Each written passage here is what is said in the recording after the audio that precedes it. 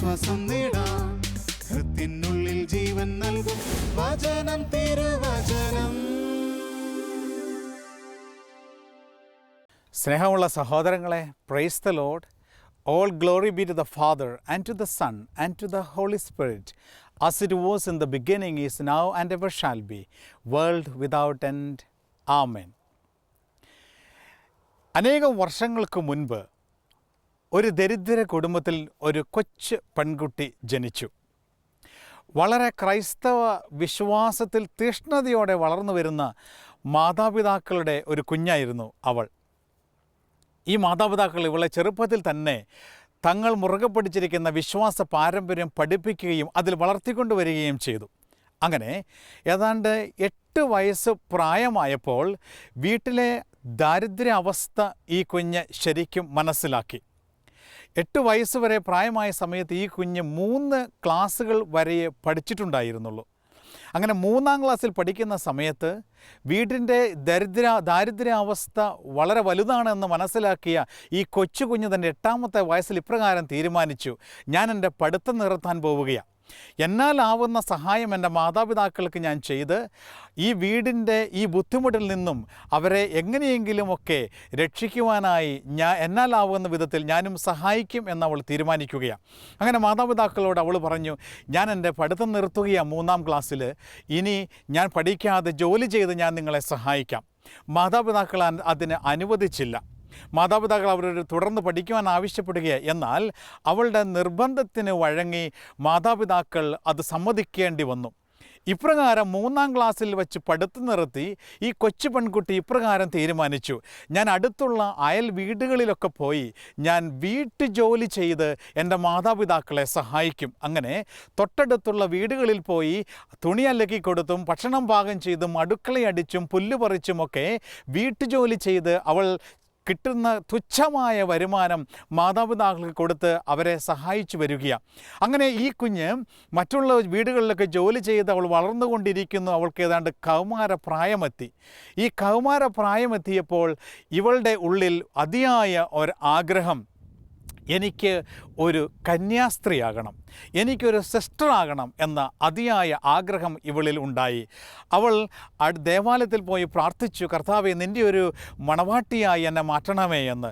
ദൈവത്തോട്, ഈശോയോട് ആത്മാർത്ഥമായ ഒരു സ്നേഹബന്ധത്തിൽ ഈ കാലത്ത് അവൾ വളർന്ന് എത്തിക്കൊണ്ടിരുന്നു. പല കോൺവെൻറ്റുകളിലും ഇവൾ പോയി അന്വേഷിച്ചു, എനിക്കൊരു സിസ്റ്റർ ആകണമെന്ന് ആഗ്രഹമുണ്ട്, എനിക്കൊരു അഡ്മിഷൻ തരുമോ എന്ന്. എന്നാൽ സഹോദരങ്ങളെ, നമുക്കറിയാം 3-ാം ക്ലാസ് മാത്രം പഠിച്ച ഒരു കുഞ്ഞിന് കോൺവെൻറ്റിൽ അഡ്മിഷൻ ലഭിക്കുക സാധ്യമല്ല. കാരണം ഇന്നൊരു സിസ്റ്റർ ആകണമെങ്കിൽ 10-ാം ക്ലാസ് എങ്കിലും പൂർത്തിയാകണം. അതിന് കാരണമുണ്ട്. കാരണം ഓരോ സിസ്റ്റർമാരും വ്യത്യസ്തമായ ശുശ്രൂഷ തലങ്ങളിൽ ഏർപ്പെടേണ്ടവരാണ്. ദൈവം ചിലരെ നേഴ്സുമാരായി തിരഞ്ഞെടുക്കും, ചിലരെ ഡോക്ടർമാരായി തിരഞ്ഞെടുക്കുന്നു, ചില സിസ്റ്റർമാരെ അഡ്വക്കേറ്റ്സായി തിരഞ്ഞെടുത്തിട്ടുണ്ട്, ചില സിസ്റ്റർമാരെ സ്കൂൾ അധ്യാപകരായി തിരഞ്ഞെടുത്തിട്ടുണ്ട്, ചില സിസ്റ്റർമാരെ സോഷ്യൽ വർക്കേഴ്സായി തിരഞ്ഞെടുത്തിട്ടുണ്ട്, ചില സിസ്റ്റർമാരെ മറ്റു പല രീതിയിൽ പല തലങ്ങളിലേക്കും ദൈവം നയിക്കുന്നുണ്ട്. വ്യത്യസ്തമായ ശുശ്രൂഷകൾ ഏറ്റെടുക്കണമെങ്കിൽ ബേസിക്കായ ക്വാളിഫിക്കേഷൻ, പഠനമെങ്കിലും അറിയണം, എഴുതാൻ വായിക്കാനെങ്കിലും സിസ്റ്ററിന് അറിഞ്ഞിരിക്കണം.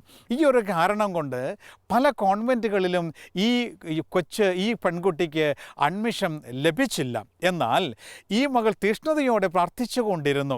വീണ്ടും പല കോൺവെൻറ്റുകൾ അവൾ പോയി അന്വേഷിച്ചു, എനിക്കൊരു സിസ്റ്ററാകണമെന്ന് ആഗ്രഹമുണ്ട്, എനിക്കൊരു അഡ്മിഷൻ തരുമോ. അങ്ങനെ കരുണയുടെ മാതാവിൻ്റെ സഹോദരിമാരെന്ന് അറിയപ്പെടുന്ന ഒരു സന്യാസ സമൂഹം ഈ സിസ്റ്ററിൻ്റെ, ഈ കൊച്ചു കുഞ്ഞിൻ്റെ ആ തീഷ്ണത മനസ്സിലാക്കി അവളെ തങ്ങളുടെ സമൂഹത്തിൽ സ്വീകരിക്കുകയാണ്. അങ്ങനെ വലിയ സന്തോഷത്തോടു കൂടി ഈ കോൺവെൻറ്റിൽ ഈ സഹോദരി ചേരുകയാണ്. അതിനുശേഷം അവൾ അത്യാവശ്യ കാര്യങ്ങളൊക്കെ പഠിച്ചു. പിന്നീട് അവളുടെ വ്രതവാഗ്ദാനത്തിനുള്ള സമയമായി. ഒത്തിരി സന്തോഷത്തോടു കൂടി ബേസിക്കായിട്ടുള്ള കാര്യങ്ങളൊക്കെ പഠിച്ച് കോൺവെൻറ്റിലെ പരിശീലനം പൂർത്തിയാക്കി ആദ്യ വ്രതവാഗ്ദാനത്തിന് വേണ്ടി ഈ സിസ്റ്റർ ഒരുങ്ങി. അങ്ങനെ ആ ദിവസം കടന്നു വന്നു. ആ ദിവസത്തിൽ നമുക്കറിയാം, നമ്മുടെ പ്രിയപ്പെട്ട സിസ്റ്റേഴ്സൊക്കെ അവരുടെ ആദ്യ വ്രതവാഗ്ദാനത്തിൻ്റെ സമയത്ത് എല്ലാവരും ഇല്ലെങ്കിലും ഏതാനും ചുരുക്കം സിസ്റ്റേഴ്സെങ്കിലും അവരുടെ പേര് മാറ്റാറുണ്ട്. മാതാപിതാക്കൾ മാതാപിതാക്കൾ നൽകിയ പേര് മാറ്റി മറ്റൊരു നാമം അവർ ആദ്യ വ്രതവാഗ്ദാന സമയത്ത് തങ്ങൾ പുതിയ സഭാവസ്ത്രം സ്വീകരിക്കുന്ന സമയത്ത് അവർ സ്വീകരിക്കാറുണ്ട്. ഇപ്രകാരം തൻ്റെ ആദ്യ വ്രതവാഗ്ദാന സമയത്ത് സഭാവസ്ത്രം സ്വീകരിച്ച സമയത്ത് ഈ കൊച്ചു പെൺകുട്ടി ഹെലൻ എന്ന് മാതാപിതാക്കൾ നൽകിയ ആ പേര് മാറ്റി പുതിയ ഒരു പേര് അവൾ സ്വീകരിക്കുകയാണ്. അവൾ സ്വീകരിച്ച പേരാണ് മരിയ ഫൗസ്തീന. പ്രിയമുള്ള സഹോദരങ്ങളെ, ഞാൻ ആരെക്കുറിച്ചാണ് ഇന്ന് സംസാരിക്കുന്നതെന്ന് നിങ്ങൾക്കിപ്പോൾ മനസ്സിലായിട്ടുണ്ട്. ലോകമെമ്പാടും അറിയപ്പെടുന്ന, ലോകത്ത് കർത്താവിൻ്റെ കരുണയുടെ പ്രവാചകയായി കരുണാമയനായ കർത്താവ് തിരഞ്ഞെടുത്ത വിശുദ്ധ ഫൗസ്തീനയുടെ കുട്ടിക്കാലമാണ് ഇപ്പോൾ ഞാൻ നിങ്ങളുമായി പങ്കുവയ്ക്കുക. പ്രിയമുള്ള സഹോദരീ സഹോദരന്മാരെ, വിശുദ്ധ ഫൗസ്തീന, അന്ന് ഈ കൊച്ചു സിസ്റ്ററായ ഫൗസ്തീന തൻ്റെ വ്രതവാഗ്ദാനത്തിന് ശേഷം തൻ്റെ സുപ്പീരിയറിനോടൊരു ആഗ്രഹം പ്രകടിപ്പിച്ചു. അവളുടെ കൊച്ചു മനസ്സിലെ ഈ കൊച്ചു കന്യാസ്ത്രീയുടെ സന്യാസ ജീവിതത്തിൻ്റെ ആരംഭത്തിൽ തന്നെ അവളുടെ മനസ്സിലുണ്ടായ ആഗ്രഹം ഇപ്രകാരമാണ്: ആരും അറിയപ്പെടാത്ത ഒരു സിസ്റ്ററായി എനിക്ക് ജീവിക്കണം, ആരും ചെയ്യാത്ത ജോലി ചെയ്തുകൊണ്ട് എനിക്ക് ജീവിക്കണം. ഇപ്രകാരം അവളുടെ ആഗ്രഹം ഇതായിരുന്നു. മദർ സുപ്പീരിയറിന് അവൾ പങ്കുവെച്ചു, എനിക്ക് നിങ്ങൾ ഒരുപാട് ശുശ്രൂഷ ചെയ്യുന്ന സിസ്റ്റർമാരാണ്, നിങ്ങൾ നഴ്സുമാരുണ്ട്, ഡോക്ടർമാരുണ്ട്, നിങ്ങൾ ഒരുപാട് ആത്മാക്കളെ നേടുന്ന ഒരുപാട് തലങ്ങളിൽ പ്രവർത്തിക്കുന്ന സിസ്റ്റർമാരാണ്. എൻ്റെ ഒരു ആഗ്രഹം ഇതാണ്, എനിക്ക് നിങ്ങളെ സഹായിക്കുന്ന ഒരു അടുക്കളക്കാരി സിസ്റ്ററായി ജീവിക്കാൻ എന്നെ അനുവദിക്കണം. ദൈവ ശുശ്രൂഷ ചെയ്യുന്ന നിങ്ങളുടെയൊക്കെ ഒരു ശുശ്രൂഷകയായി ജീവിക്കുവാൻ എന്നെ അനുവദിക്കണം. അടുക്കളക്കാരി സിസ്റ്ററായി എനിക്ക് നിയമനം തരണമെന്ന് ഈ കൊച്ചു സിസ്റ്റർ മദർ സുപ്പീരിയറിനോട് ചോദിക്കുകയാണ്. തീർച്ചയായും മദർ സുപ്പീരിയർ അതിന് അനുവദിക്കുന്നില്ല. എന്നാൽ അവളുടെ നിർബന്ധത്തിന് വഴങ്ങി ഈ നിയമനത്തിൽ അവളെ എത്തിക്കുകയാണ്. അങ്ങനെ ഈ കൊച്ചു സിസ്റ്ററിൻ്റെ സന്യാസ ജീവിതത്തിൻ്റെ ആരംഭത്തിൽ കോൺവെൻറ്റിലെ ഒരു അടുക്കളക്കാരിയായി അവൾ നിയമിതയാവുകയാണ്. പ്രിയമുള്ള സഹോദരങ്ങളെ, കോൺവെൻറ്റിൽ ഭക്ഷണം പാകം ചെയ്ത് അവിടുത്തെ പാത്രങ്ങൾ കഴുകി മറ്റുള്ളവരുടെ വസ്ത്രങ്ങളൊക്കെ അലക്കി തോട്ടത്തിലെ പണികളൊക്കെ ചെയ്ത് ഈ കൊച്ചു കന്യാസ്ത്രീ മുന്നോട്ട് പോവുകയാണ് ഒത്തിരി സന്തോഷത്തോടു കൂടി. ആരും അറിയപ്പെടാത്ത യേശുക്രിസ്തുവിനെ സ്നേഹിച്ചുകൊണ്ട് ഏറ്റവും എളിമയിൽ ജീവിക്കുവാനുള്ള അവളുടെ ആഗ്രഹമായി അവൾ മുന്നോട്ട് പോയപ്പോൾ ഒരു ദിവസം ഒരു വ്യക്തി ഈ കൊച്ചു കന്യാസ്ത്രീയുടെ മുൻപിൽ പ്രത്യക്ഷപ്പെടുകയാണ്. പ്രിയമുള്ള സഹോദരങ്ങളെ, വളരെ സുന്ദരനായ ഒരു യുവാവ് ഈ സിസ്റ്ററിൻ്റെ മുൻപിൽ പ്രത്യക്ഷപ്പെട്ടിട്ട് പല കാര്യങ്ങളും സിസ്റ്ററിനോട് പറഞ്ഞു. ഈ കൊച്ചു കന്യാസ്ത്രീ അപ്പോൾ ആ യുവാവിനോട് പറഞ്ഞത് ഇപ്രകാരമാണ്: നിങ്ങൾ പറയുന്നതൊന്നും എനിക്ക് മനസ്സിലാകുന്നില്ല, എനിക്ക് വിദ്യാഭ്യാസമില്ലെന്ന് നിങ്ങൾക്കറിഞ്ഞുകൂടെ, അതുകൊണ്ട് എന്നോട് പറയുന്ന ഈ കാര്യങ്ങൾ നിങ്ങൾ മദർ സുപ്പീരിയറിനോടോ എൻ്റെ കോൺവെൻറ്റിൽ വിദ്യാഭ്യാസമുള്ള മറ്റേതെങ്കിലുമൊക്കെ സിസ്റ്റേഴ്സിനോട് നിങ്ങൾ പങ്കുവയ്ക്കണം, എനിക്ക് നിങ്ങൾ പറയുന്നൊന്നും മനസ്സിലാകുന്നില്ല. പ്രിയമുള്ള സഹോദരങ്ങളെ, വീണ്ടും വീണ്ടും ഓരോ ദിവസവും ഈ സുന്ദരനായ യുവാവ് ഈ സിസ്റ്ററിന് മുമ്പിൽ പ്രത്യക്ഷപ്പെടുവാനായിട്ട് തുടങ്ങി. അവസാനം ഈ സിസ്റ്റർ ഈ യുവാവിനോട് ചോദിച്ചു, എന്തുകൊണ്ടാണ് നിങ്ങൾ എൻ്റെ മുൻപിൽ പ്രത്യക്ഷപ്പെടുന്നത്? വിവരവും വിദ്യാഭ്യാസവുമുള്ള മറ്റെത്രമാത്രം സിസ്റ്റേഴ്സ് ഇവിടെയുണ്ട്, അവരുടെ അടുത്ത് പോയി നിങ്ങൾ ഈ കാര്യങ്ങളൊക്കെ പങ്കുവയ്ക്കണം. അപ്പോൾ ഈ യുവാവ് പറഞ്ഞത് ഇപ്രകാരമാണ്: നിൻ്റെ കോൺവെൻറ്റിൽ നിൻ്റെ കൂടെയുള്ള മറ്റ് സിസ്റ്റേഴ്സിൻ്റെ ദാസിയായി നീ ജീവിക്കുവാൻ, ഒരു അടുക്കളക്കാരി സിസ്റ്ററായി നീ ജീവിക്കുവാൻ തീരുമാനിച്ച നിമിഷം മുതൽ സ്വർഗത്തിൽ നീ വലിയവളായി എണ്ണപ്പെട്ടിരിക്കുന്നു. സ്വർഗത്തിൽ നീ വലിയവളായി എണ്ണപ്പെട്ടിരിക്കുകയാ. നീ ഈ ലോകത്ത് ആരും അറിയപ്പെടാതെ ജീവിക്കണമെന്ന് നീ തീരുമാനിച്ച നിമിഷം മുതൽ മറ്റ് സിസ്റ്റേഴ്സിൻ്റെ ദാസിയായി ജീവിക്കാൻ നീ എന്ന് തീരുമാനിച്ചോ, ആ നിമിഷം നീ സ്വർഗത്തിൽ വലിയവളായി എണ്ണപ്പെട്ടു. അതുകൊണ്ടാണ് ഞാൻ നിൻ്റെ അടുത്ത് പ്രത്യക്ഷപ്പെടുന്നത്. പ്രിയമുള്ള സഹോദരങ്ങളെ, എന്നിട്ട് കർത്താവ് ഈ മകളോട് പങ്കുവച്ചത് ഇപ്രകാരമാണ്: നീ താഴ്മയോടുകൂടി മറ്റുള്ളവർക്ക് ശുശ്രൂഷ ചെയ്യാൻ തീരുമാനിച്ചതുകൊണ്ട് സ്വർഗത്തിൽ നീ വലിയവളായി എണ്ണപ്പെട്ടു. സഹോദരങ്ങളെ, യാക്കോബ് ശ്ലീഹായുടെ ലേഖനത്തിൻ്റെ 4-ാമത്തെ അധ്യായത്തിലൂടെ കർത്താവ് നമ്മെ ഒരു കാര്യം പഠിപ്പിക്കുന്നുണ്ട്. യാക്കോബ് ശ്ലീഹായുടെ ലേഖനത്തിൻ്റെ 4-ാമത്തെ അധ്യായത്തിലൂടെ കർത്താവ് പഠിപ്പിക്കുകയാണ്: നിങ്ങൾ താഴ്മയുള്ളവരായിരിക്കുവിൻ, ദൈവം നിങ്ങളെ ഉയർത്തുമെന്ന്. എവിടെ താഴ്മയുണ്ടോ, താഴ്മയോടെ ജീവിക്കാൻ തീരുമാനിക്കുന്നോ, അവിടെ ദൈവം നിന്നെ ഉയർത്തുമെന്ന്. സഹോദരങ്ങളെ, സർവശക്തനായ ദൈവം എന്നെയും നിങ്ങളെയും അനുഗ്രഹിക്കുവാനായി കരങ്ങൾ നീട്ടുമ്പോൾ ദൈവം നമ്മുടെ ഉള്ളിൽ ഒരു പരിശോധന നടത്തുന്നുണ്ട്.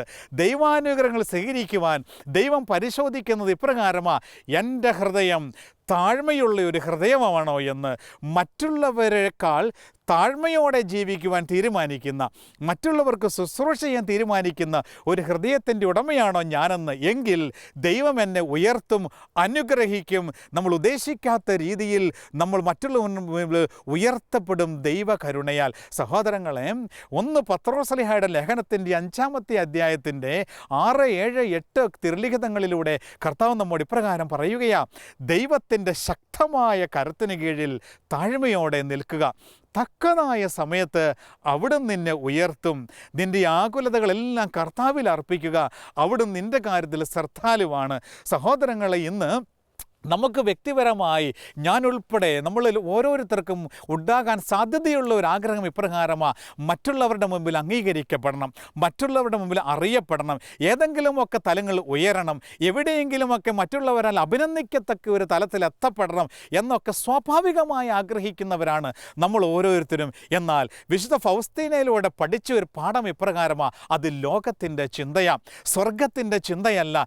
എവിടെ താഴ്മയോടെ ജീവിക്കുവാൻ, മറ്റുള്ളവർ അറിയപ്പെടാതെ ജീവിക്കാൻ തീരുമാനിക്കുന്നു, ആ നിമിഷമാണ് ഞാൻ അനുഗ്രഹിക്കപ്പെടുന്നത് എന്ന് കരുണാമയനായ കർത്താവ് പഠിപ്പിക്കുകയാണ്. പ്രിയമുള്ള സഹോദരീ സഹോദരങ്ങളെ, ഇപ്രകാരം വിശുദ്ധ ഫൗസ്തീനയിലൂടെ കർത്താവ് ഈ വലിയ പാഠം ലോകത്തിന് പഠിപ്പിച്ചതിന് ശേഷം വിശുദ്ധ ഫൗസ്തീനയോട് ഇപ്രകാരം പറഞ്ഞു: എൻ്റെ 2ാമത്തെ വരവിൻ്റെ പ്രവാചകയായി ഞാൻ നിന്നെ തിരഞ്ഞെടുത്തിരിക്കുന്നു. ഹല്ലേലൂയ! എൻ്റെ 2ാമത്തെ വരവിൻ്റെ പ്രവാചകയായി ഞാൻ നിന്നെ തിരഞ്ഞെടുത്തിരിക്കുന്നു. പറയുന്നത് ഇപ്രകാരമാണ്: എൻ്റെ 2ാമത്തെ വരവിന് ഈ ലോകത്തെ നീ ഒരുക്കണമെന്ന് വിശുദ്ധ ഫൗസ്തീനയോട് കരുണാമയനായ കർത്താവ് ആവശ്യപ്പെടുകയാണ്.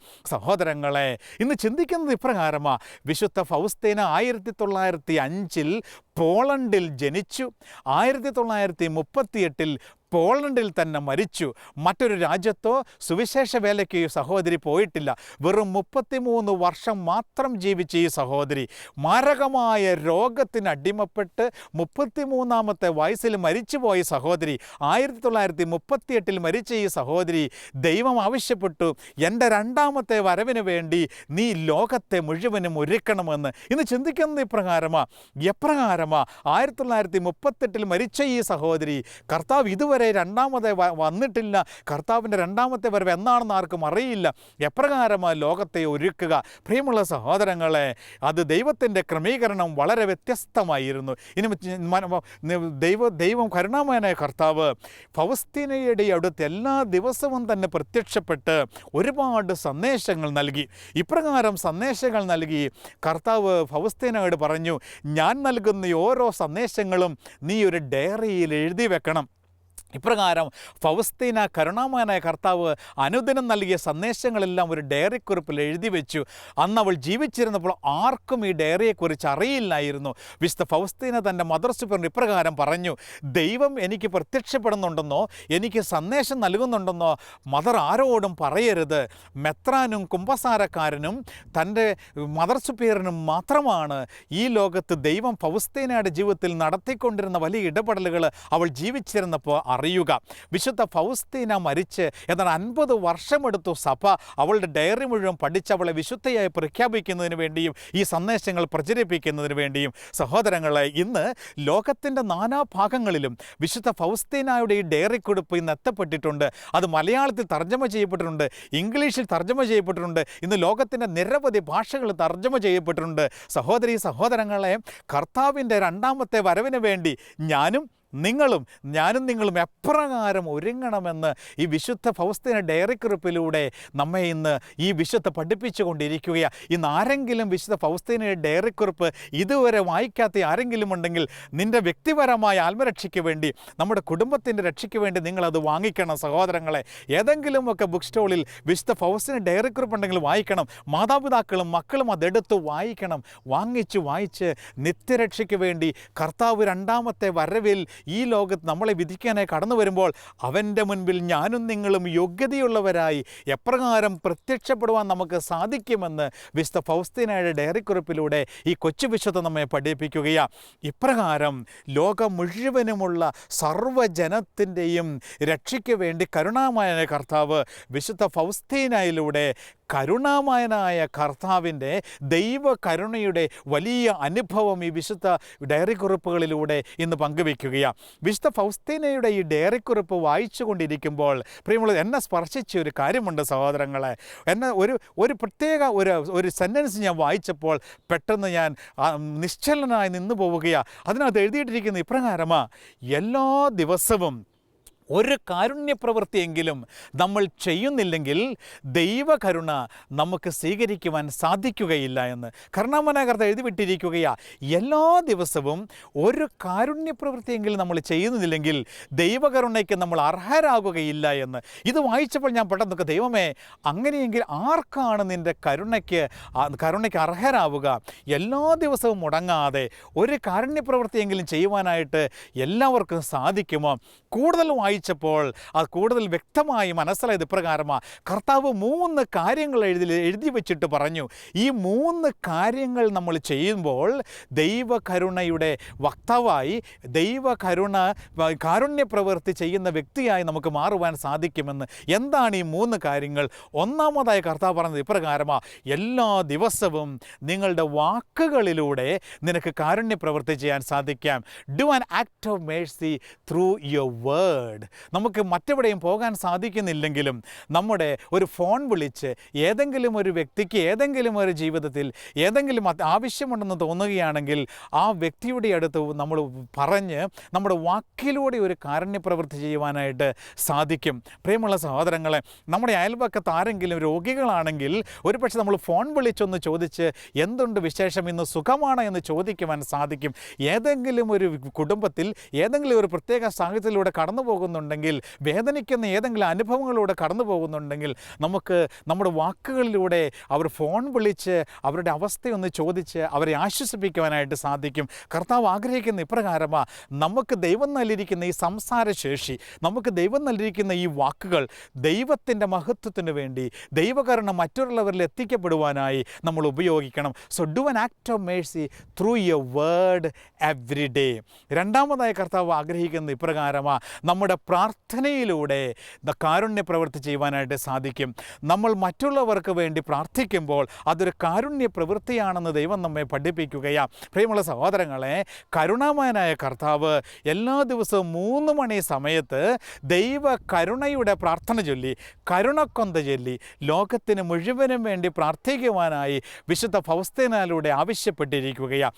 കരുണയുടെ ജപമാല ചൊല്ലി, കരുണയുടെ പ്രാർത്ഥന ചൊല്ലി ലോകത്തിന് മുഴുവനും വേണ്ടി നമ്മൾ പ്രാർത്ഥിക്കുമ്പോൾ അത് വലിയൊരു കാരുണ്യ പ്രവൃത്തിയാണെന്ന് വിശുദ്ധ ഫൗസ്തീനയോട് നമ്മെ പഠിപ്പിച്ചു. അപ്പോൾ ഒന്നാമത്തെ കാരുണ്യ പ്രവൃത്തി നമ്മുടെ വാക്കിലൂടെ നമുക്ക് ചെയ്യാൻ സാധിക്കും. രണ്ടാമത്തെ കാരുണ്യ പ്രവൃത്തി നമ്മുടെ പ്രാർത്ഥനയിലൂടെ നമുക്ക് ചെയ്യുവാനായിട്ട് സാധിക്കും. ഇനി മൂന്നാമത്തെ കാരുണ്യ പ്രവൃത്തി കർത്താവ് പറയുന്നത് ഇപ്രകാരമാണ്: നിൻ്റെ പ്രവൃത്തിയിലൂടെ ചെയ്യുക. Do an act of mercy through your deed. Literally ഏതെങ്കിലും ഒരു വ്യക്തിയുടെ അടുത്ത് ചെന്ന് വ്യക്തിപരമായി അദ്ദേഹത്തെ സഹായിക്കുക. നേഴ്സിംഗ് ഹോമിൽ കഴിയുന്ന ഏതെങ്കിലും ഒരു വ്യക്തിയുടെ പ്രായമായവരുടെ അടുത്ത് ചെന്ന് ലിറ്ററലി നമ്മൾ അവരെ സഹായിക്കുക. അയൽപക്കത്ത്, പ്രത്യേകിച്ച് ഈ UK യിലും യൂറോപ്പിലുമൊക്കെ നമ്മുടെ അയൽപക്കത്ത് പ്രായമായി തനിച്ച് ജീവിക്കുന്ന സഹോദരങ്ങളൊക്കെയുണ്ട്, രോഗികളായി കഴിയുന്നവരുണ്ട്. അവരുടെയൊക്കെ അടുത്ത് ചെന്ന് വ്യക്തിപരമായി നമ്മുടെ ശരീരം കൊണ്ട് എന്തെങ്കിലുമൊക്കെ നന്മ അവർക്ക് വേണ്ടി ചെയ്ത് അവരെ സഹായിക്കുക. പ്രായാധിക്യത്താൽ ബുദ്ധിമുട്ടുന്ന ഒരു സഹോദരിയുടെ ഒരു ഷോപ്പിംഗ് നടത്തി കൊടുക്കുക. ഇല്ലെങ്കിൽ അവരെ ഒന്ന് ഹോസ്പിറ്റലിൽ പോകാൻ സഹായിക്കുക. ഇല്ലെങ്കിൽ തളർന്നു കിടക്കുന്ന ഒരു സഹോദരൻ്റെ അടുത്ത് ചെന്ന് അല്പനേരം കൂടെയിരുന്നൊന്ന് പ്രാർത്ഥിക്കുക. ഇതൊക്കെ ശാരീരികമായി നമുക്ക് ചെയ്യുവാൻ സാധിക്കുന്ന പ്രവൃത്തികളാണ്. സോ ദൈവം ആഗ്രഹിക്കുന്നത് ഇപ്രകാരമാണ്: എല്ലാ ദിവസവും ഒരു കാരുണ്യ പ്രവൃത്തിയെങ്കിലും നമ്മിലൂടെ ഈ ലോകത്ത് ചെയ്യപ്പെടണം, പ്രവർത്തിക്കപ്പെടണം. അങ്ങനെ ദൈവത്തിൻ്റെ കരുണയുടെ മുഖം എന്നിലൂടെ, നിങ്ങളിലൂടെ ഈ ലോകത്ത് സർവ്വ മനുഷ്യരും എല്ലാ ദിവസവും അനുഭവിക്കണം ജീവിക്കണമെന്ന് ദൈവം ആഗ്രഹിക്കുകയാണ്. So do an act of mercy through your deed, through your prayer, through your word. ഈ 3 കാര്യങ്ങളിലൂടെ കാരുണ്യ പ്രവൃത്തി ചെയ്യുവാൻ സാധിക്കുമെന്ന് വിശുദ്ധ ഫൗസ്തീനയുടെ ഡയറി കുറിപ്പിൽ കർത്താവ് എഴുതി വെച്ചത് വായിച്ചപ്പോൾ എനിക്ക് സമാധാനമായി. നമുക്കെല്ലാവർക്കും ചെയ്യുവാൻ സാധിക്കും ഒരു കാരുണ്യ പ്രവൃത്തിയെങ്കിലും എല്ലാ ദിവസവും ഈ 3 തലത്തിൽ നിന്ന് മനസ്സിലാവുകയാണ്. പ്രിയമുള്ള സഹോദരങ്ങളെ, വീണ്ടും തിരുസഭ കാരുണ്യ പ്രവൃത്തികളെ 2ആയി തിരിച്ചിട്ടുണ്ട് എന്ന് നമുക്കറിയാം. വിശുദ്ധ മത്തായിയുടെ സുവിശേഷത്തിൻ്റെ 25-ാമത്തെ അധ്യായത്തിൻ്റെ 35 മുതലുള്ള തിരുലിഖിതങ്ങളിൽ കർത്താവിൻ്റെ 2ാമത്തെ വരവിൽ ദൈവം ചോദിക്കുന്ന ചില ചോദ്യങ്ങളെക്കുറിച്ച് നമുക്ക് കാണുവാനായിട്ട് സാധിക്കും. എനിക്ക് വിശന്നു, നിങ്ങൾ ഭക്ഷിക്കുവാൻ തന്നു എന്ന് തുടങ്ങുന്ന ആ ഭാഗം കാരുണ്യ പ്രവൃത്തികളെ 2ആയി തിരിച്ചിരിക്കുന്നതും ഏതാണ്ട് ഈ വചനത്തിൻ്റെ അടിസ്ഥാനത്തിലാണ്. ഒന്ന്, ശാരീരികമായ കാരുണ്യ പ്രവൃത്തി, കോർപ്പറൽ വർക്ക്സ് ഓഫ് മേഴ്സി. 2, ആത്മീയപരമായ കാരുണ്യ പ്രവൃത്തി, സ്പിരിച്വൽ വർക്ക്സ് ഓഫ് മേഴ്സി. സഹോദരങ്ങളെ, ആദ്യം തന്നെ കോർപ്പറൽ വർക്ക്സ് ഓഫ് മേഴ്സി, ശാരീരികമായ കാരുണ്യ പ്രവൃത്തി എന്താണെന്ന് നമ്മൾ മനസ്സിലാക്കിയ. 1, വിശക്കുന്നവർക്ക് ഭക്ഷണം കൊടുക്കുക. 2, ദാഹിക്കുന്നവർക്ക് കുടിക്കുവാൻ കൊടുക്കുക. 3, വസ്ത്രമില്ലാത്തവർക്ക് വസ്ത്രം കൊടുക്കുക. 4, പാർപ്പിടമില്ലാത്തവർക്ക് താമസിക്കുവാൻ ഇടം കൊടുക്കുക. 5, രോഗികളെയും തടവുകാരെയും സന്ദർശിക്കുക.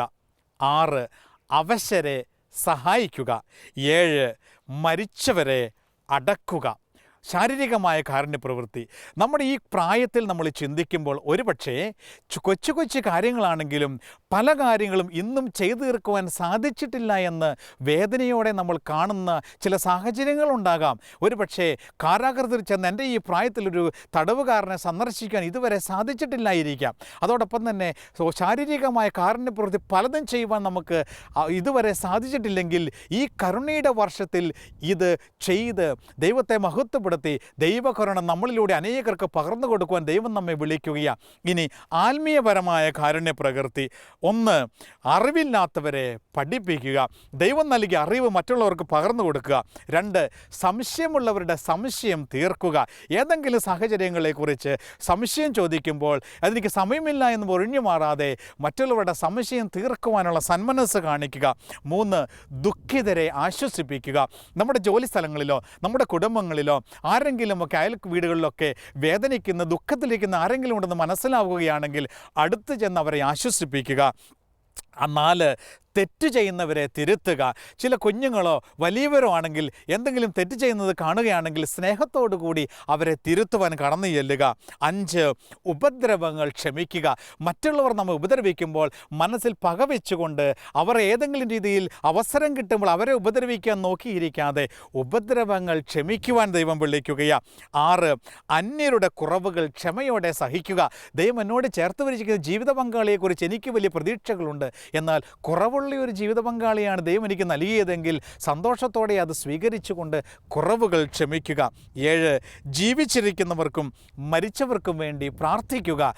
ജീവിച്ചിരിക്കുന്നവർക്കും മരിച്ചവർക്കും വേണ്ടിയുള്ള പ്രാർത്ഥന ദൈവസന്നിധിയിൽ വിലപ്പെട്ടതാണ്. ഇപ്രകാരം 7 ആത്മീയപരമായ കാരുണ്യ പ്രവൃത്തികൾ ചെയ്ത് ദൈവത്തെ നമുക്ക് മഹത്വപ്പെടുത്തുവാനായിട്ട് സാധിക്കും. സ്നേഹമുള്ള സഹോദരി സഹോദരങ്ങളെ, കരുണയുടെ ഈ അസാധാരണ വർഷത്തിൽ വിശുദ്ധ ഫൗസ്തീനായിലൂടെ കരുണാമയനായ കർത്താവ് ലോകമെങ്ങും നൽകിക്കൊണ്ടിരിക്കുന്ന ദൈവകരുണയുടെ ഈ അനുഗ്രഹങ്ങൾ നമുക്ക് ഓരോരുത്തർക്കും, പ്രത്യേകിച്ച് നമ്മുടെ സഭയിൽ, സമൂഹത്തിൽ, ലോകത്തിൻ്റെ നാനാഭാഗങ്ങളിലും പീഡിപ്പിക്കപ്പെട്ടുകൊണ്ടിരിക്കുന്ന നമ്മുടെ സഹോദരങ്ങളുടെ ഇടയിൽ, പ്രത്യേകിച്ച് മിഡിൽ ഈസ്റ്റ് മുഴുവനും കടന്നു വന്ന് നമ്മൾ സഭ ഇന്ന് ശക്തി പ്രാപിക്കുവാനും വ്യക്തിപരവും സമൂഹപരവും കുടുംബപരമായി നമ്മൾ ഓരോരുത്തരും ലോകം മുഴുവനും വളരെ പ്രത്യേകമായി വലിയ മതപീഠത്തിലൂടെ കടന്നു പോകുന്ന നമ്മുടെ എല്ലാ സഹോദരങ്ങളും ദൈവ കരുണയാൽ പൊതിയപ്പെടുന്നതിന് വേണ്ടി, സംരക്ഷിക്കപ്പെടുന്നതിന് വേണ്ടി പ്രത്യേകം നമുക്ക് പ്രാർത്ഥിക്കുകയും ചെയ്യാം. പരിശുദ്ധ കന്യകാമറിയത്തോട് ചേർന്ന് നിന്നുകൊണ്ട് ദൈവത്തിൻ്റെ കരുണ നമുക്കും സ്വീകരിച്ച് അമ്മയുടെ മക്കളായി ലോകം മുഴുവനും എലിസബത്തിൻ്റെ അടുത്ത് കടന്നു ചെന്ന പോലെ കരുണയുടെ പ്രവൃത്തികൾ ചെയ്ത് പരിശുദ്ധ അമ്മയുടെ സ്വന്തം മക്കളായി നമുക്കും ജീവിക്കാം. സർവശക്തനായ ദൈവം നിങ്ങളെ ഓരോരുത്തരെയും സമൃദ്ധമായി അനുഗ്രഹിക്കട്ടെ.